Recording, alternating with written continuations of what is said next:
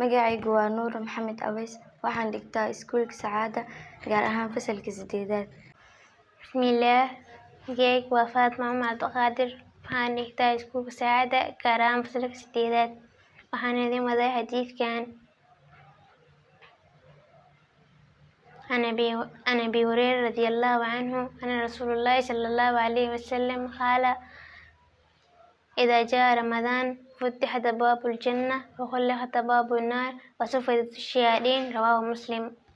Abi Hureyre Allah ka raali noqdee wuxuu yidhi: waxaan maqlay nabiga naxariis nabadgelyo korkiisa ahaatee isagoo leh, haddii ay timaado Ramadaan waxaa la furaa albaabada jannada oo idil, waxaana la xiraa albaabada naarta oo dhan, sidoo kale shayaadiinta iyaguna waa la xiraa. Waxaana wariyay Muslim.